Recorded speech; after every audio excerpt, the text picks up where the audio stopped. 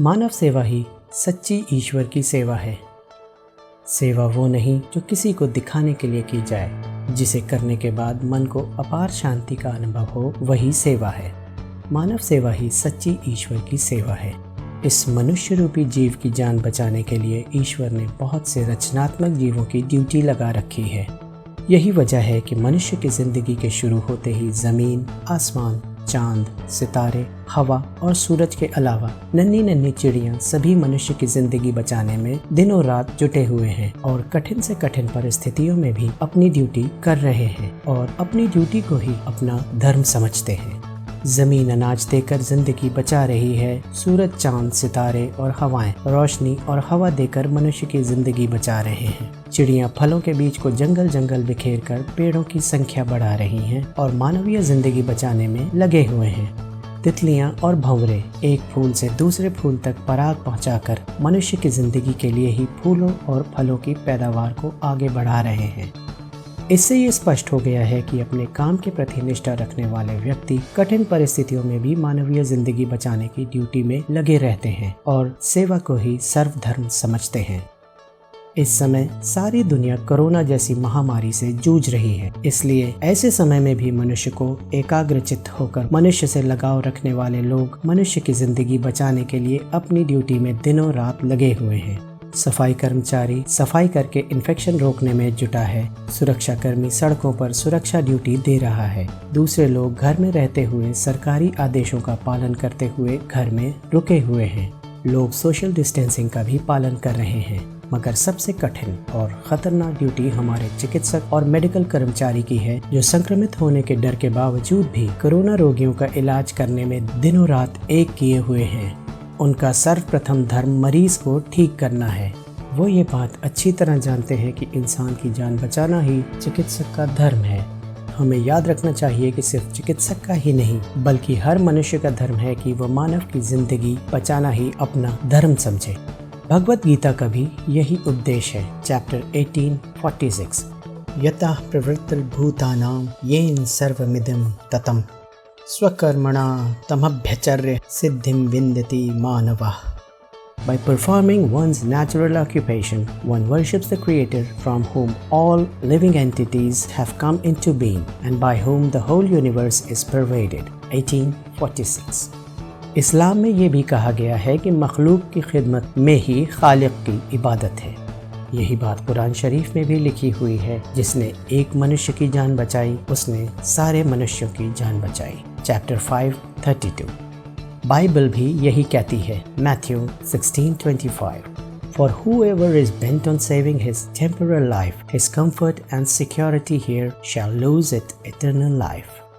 जीवन का एकमात्र उद्देश्य मानवता की सेवा करना है।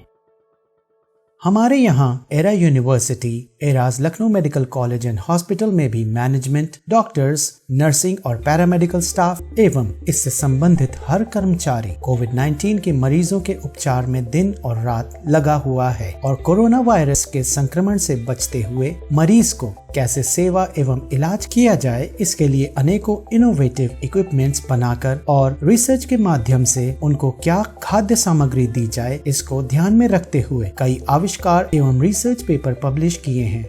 जैसे कि रिमोट कंट्रोल डैशबोर्ड बनाया गया है, जिसके जरिए डॉक्टर वार्ड से दूर कंट्रोल रूम में ही बैठकर पेशेंट के वाइटल्स, पेशेंट के दिल की धड़कन और हाई रेजोल्यूशन कैमरे के द्वारा जूम करके पेशेंट को देख भी सकता है।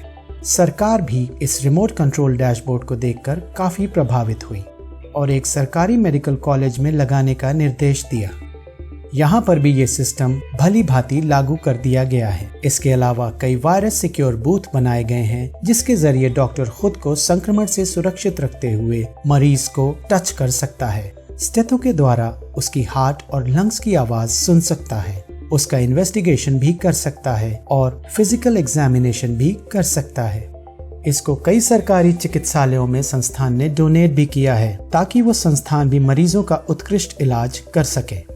हमारी संस्थान ने वेंटिलेटर्स भी बनाए हैं, जिनकी सेटिंग एवं कंट्रोल बिना वार्ड में जाए अपने मोबाइल अथवा कंप्यूटर से किया जा सकता है। इस महामारी के दौर में अन्य रोगों से ग्रसित पेशेंट भी डॉक्टर को दिखा पाएं। इसके लिए एक ऑनलाइन कंसल्टेशन ऐप डिजी डॉक्टर बनाया है, जिसके जरिए रोगी अपने मोबाइल से ऑनलाइन डॉक्टर से अपॉइंटमेंट लेकर टेलीमेडिसिन की तर्ज पर इलाज करा सकता है।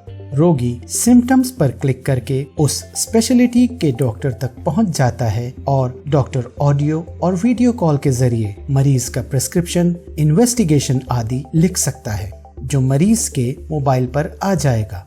इस ऐप के जरिए काफी मरीजों का इलाज हो सकेगा। ऐसे ही इस संस्थान के मैनेजमेंट एवं वैज्ञानिकों ने रिसर्च करके कोविड पेशेंट के लिए विशेष खाद्य सामग्री को कैसे और कितना दिया जाए, जिससे कि पेशेंट तो अतिशीघ्र रिकवर हो ही जाए, अपितु जो हेल्थ केयर वर्कर है वो खाते और पीते हैं तो उनका इम्यून सिस्टम इतना स्ट्रांग हो जाए कि इस महामारी का प्रकोप उनको छू न सके। जहां एक ओर सभी संस्थान बंद हैं, लोग घरों में हैं, वहीं पर हमारी यूनिवर्सिटी और मेडिकल कॉलेज दिन और रात जुटी है कि कैसे कोविड-19 के मरीजों को ठीक किया जाए और इस महामारी से निजात पाई जाए। हर 3 घंटे पर पूरे परिसर में सैनिटाइजेशन किया जाता है और इसके लिए इतनी गर्मी में भी सैनिटाइजेशन कर्मी PPE पहने हुए अपना कार्य निभाता है। एरा मेडिकल कॉलेज की इस कड़ी मेहनत का रिजल्ट ये है कि पहली शिफ्ट के कोविड पॉजिटिव पेशेंट्स इलाज के बाद नेगेटिव आए और डिस्चार्ज होकर जा रहे हैं।